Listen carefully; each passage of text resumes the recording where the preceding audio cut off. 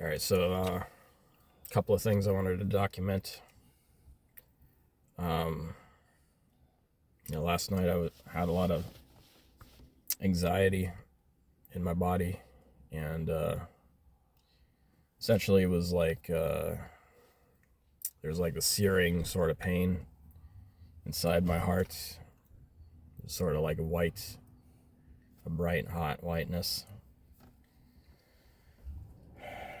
and I sort of did what I usually do, is I paid attention to it, tried to eliminate all thoughts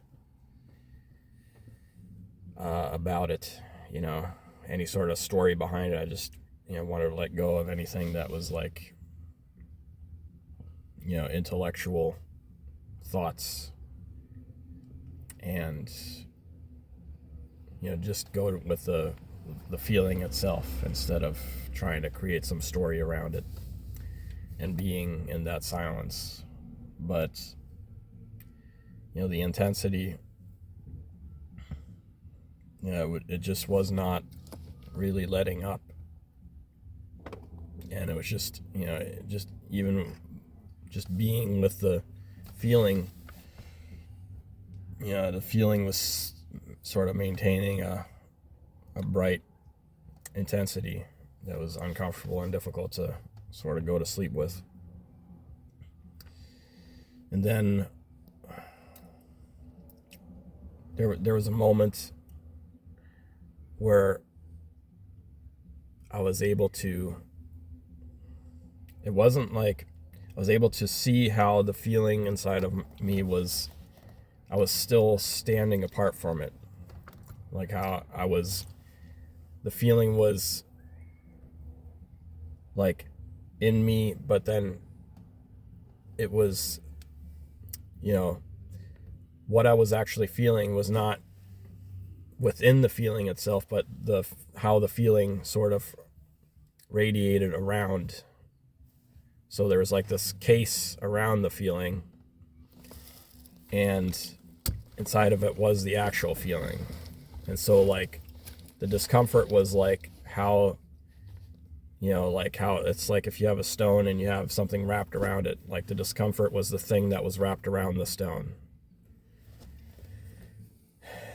And so then what I realized is that I put my full attention on not just feeling the feeling, but becoming one with the feeling, and going not to the case around the stone, but into the stone, and sort of experience the pain as myself. So I was like, and then and there I could feel how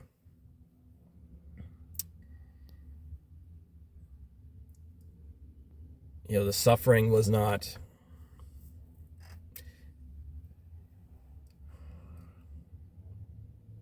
quite suffering, and how like in a different under different circumstances, what I was experiencing could be experienced as like a great joy,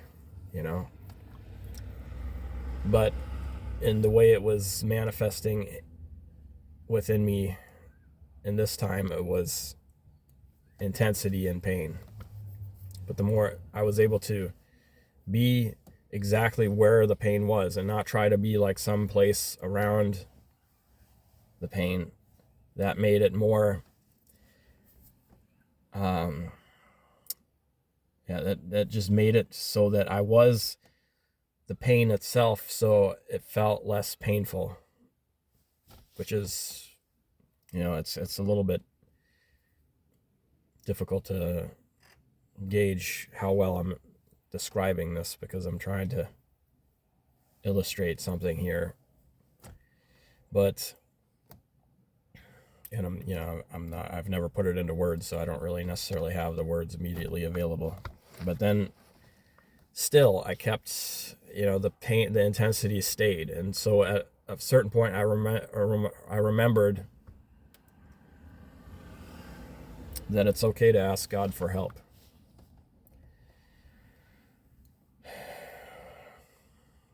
And what's interesting about asking God for help is, a lot of times we ask God for things that we want. And then we sort of, it's like it's not just that people ask God for help. They ask God specifically for, if they need money, they want money. If they want somebody in their life, they ask for somebody in their life. These types of things. That's the kind of help that they ask God for, or that I have asked God for, when I was younger. But, what I've learned to do is ask God for help with a sincerity, and I'm not asking God to tell me, to give me what, I think is good for me.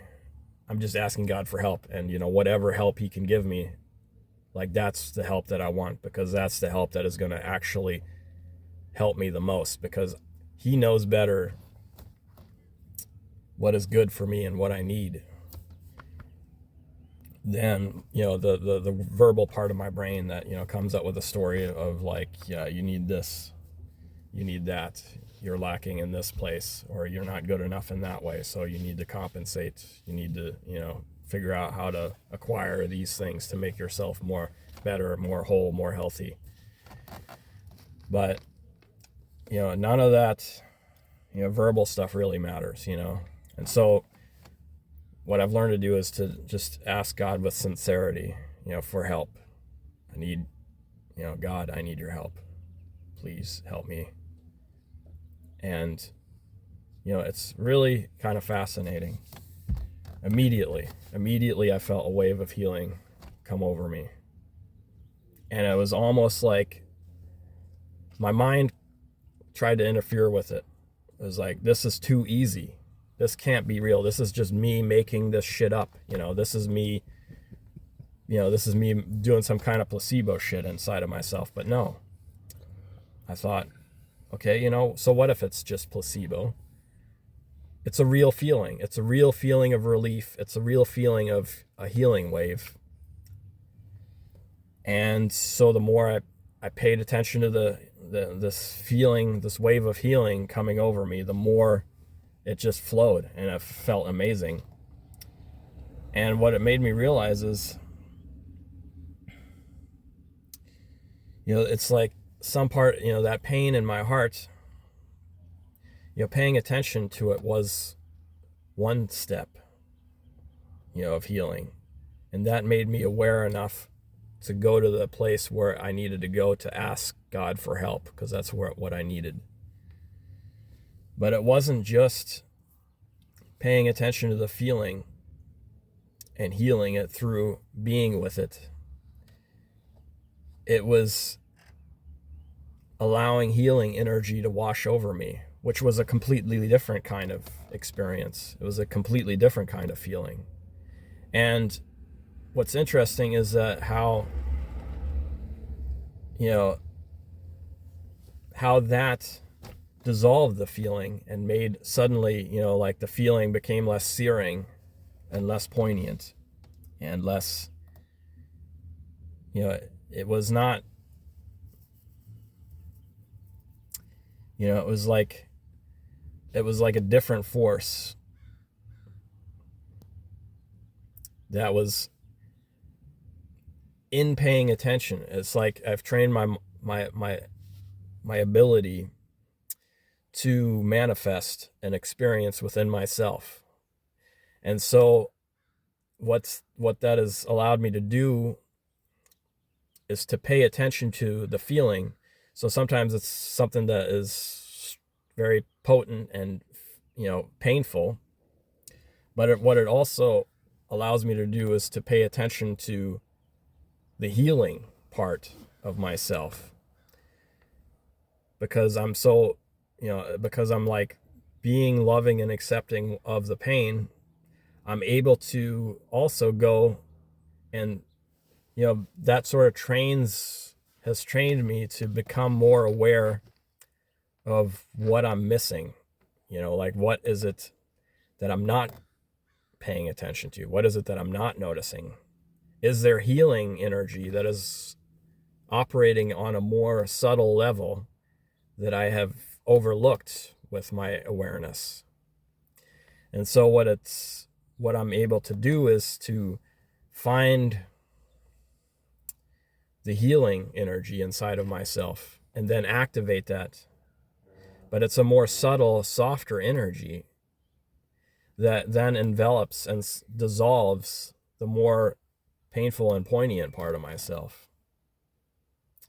And so it's, training your awareness to pay attention to feelings. It trains you on how to use the tools that exist within inside of your nervous system to, release, healing waves, or, to give you essentially what you need to be giving to yourself, which is like comfort and love, acceptance. These are all words, but these are words that can invoke some part of a real,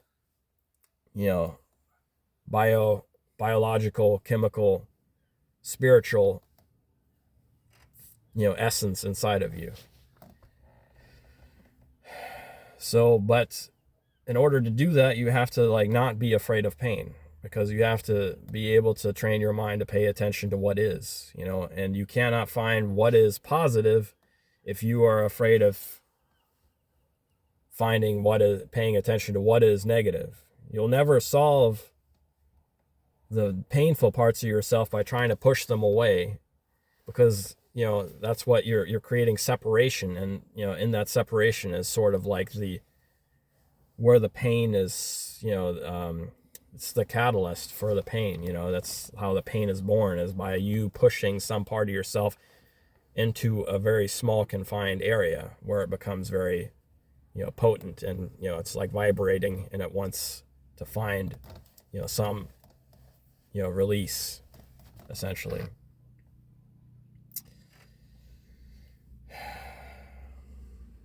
And so it's like I'm doing things in my life that sort of put me more out of my comfort zone, and I'm making YouTube videos that are kind of like weird and out of left field with my humor and stuff. And so I'm like, so that's part of what is sort of sometimes stirs up these intense feelings inside of myself, because the feeling of well, how is the world going to take this? How am I going to be made fun of? Am I going to be rejected? Are people going to hate me? Am I going to have my reputation ruined and all this stuff? But it's like facing all of that is like, there's an unreality to all of that. So there's an unreality to being concerned that people who will not like you for who you are gonna like you for you putting up some facade or something. So I'm what I'm trying to do in my life is be more authentically myself, no matter how confusing or awkward it seems to people in the world.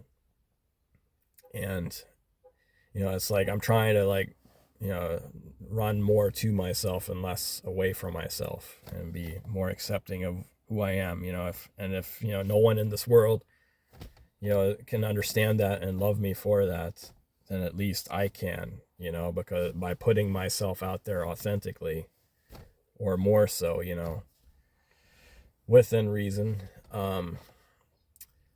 then I can, it teaches me how to love myself more under circumstances where I feel awkward and embarrassed about, who I am, and, what, I bring to the world anyhow. So that's one, just documenting these things, recording them, reflecting on them, to sort of give God and the universe, the message that, sort of gratitude for what I've received, from these, lessons, from these experiences. Because I think by verbalizing it, it goes deeper into myself, assimilate it more. And it's sort of like, the point of gratitude is sort of like so that we are able to fully embrace a gift that has been given. If we don't give gratitude when someone gives us a gift, like if God gives us a gift and then we don't acknowledge that, then then it doesn't really belong to us. We haven't really signed off on it, because like, what's the point of not acknowledging it? The point of not acknowledging it is sort of like you're trying to stand apart from it for whatever reason. It's some kind of pride, some kind of fear, some kind of embarrassment, some kind of like trying to hedge your bets, trying to not let someone or something know that, that they are an asset to you. And, that, people, do this, and it's, it's sort of manipulative. And what it ends up, the effect it ends up having is that they end up having an empty life without really, because they don't really own anything that has been given to them, because they sort of have to steal it, because when it's given to them, they don't really acknowledge that a gift has been given to them and that they've benefited. So people are sometimes afraid to acknowledge that they've benefited because they want more, and they're afraid that if they show gratitude that, they'll receive less, because they want to continue to be the squeaky wheel. Anyhow, so I'll leave it here. Have a good one.